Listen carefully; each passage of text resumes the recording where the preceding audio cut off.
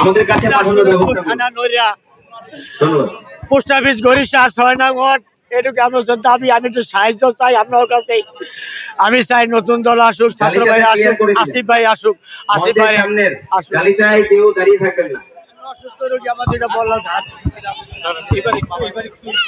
ছাত্র সমাজের চাকরি সারা দেশটাকে স্বাধীন করার জন্য, ফ্যাসিস্টকে পতন করার জন্য সারা মাস আন্দোলন করে 5 আগস্টে 5:30টার দিকে গুলিবিদ্ধ হয়ে শহীদ হয়।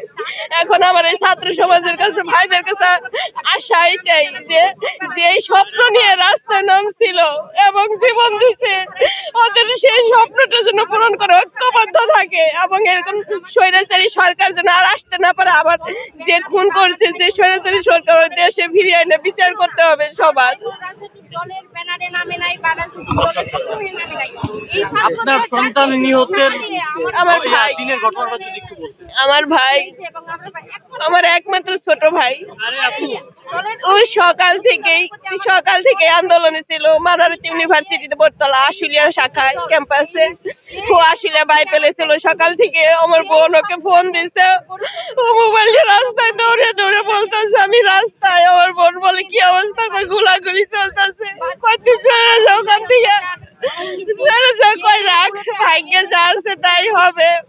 তারপরে এত ফোন দেয়, ফোন রিসিভ করে না। বিকালে লাস্টে 4:13-তে ফোন রিসিভ করে বলে এত ফোন দিস না, রাখ।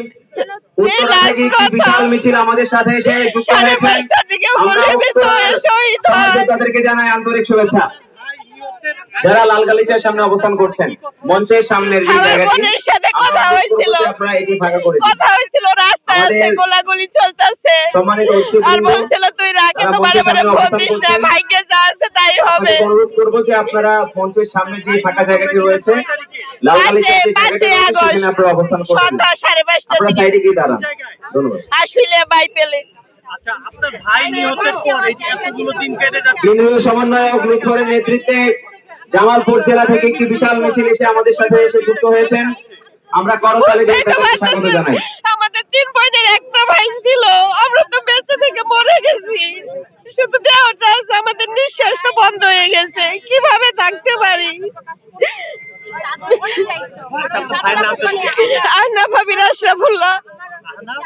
আশরাফুল্লাহ অর্গানাইজার মাদারীপুর ইউনিভার্সিটিতে 2য় বর্ষের স্টুডেন্ট ছিল। যারা অর্গানাইজার না, যাদের কার্ড নেই, গেস্ট ব্যতীত আপনারা কেউ ভিআইপি লাউঞ্জে অবস্থান করবেন না। সবাইকে সহযোগিতা করার জন্য অনুরোধ করছি। তাদের প্রতি আমার এই প্রত্যাশা, তারা আমার ভাইয়ের স্বপ্ন পূরণ করবে।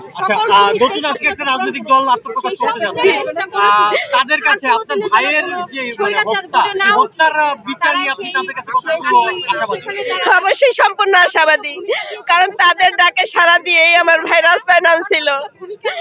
একা তো নামা সম্ভব না, ঐক্যবদ্ধ ভাবে নামছিল বলে আজকে দেশটা স্বাধীন হয়েছে। এরকম ঐক্যবদ্ধ যদি থাকে তারা, আর যারা শহীদ হয়েছে তাদের প্রত্যেকের, যারা হত্যা করছে তাদের প্রত্যেকের জানি বিচার হয়।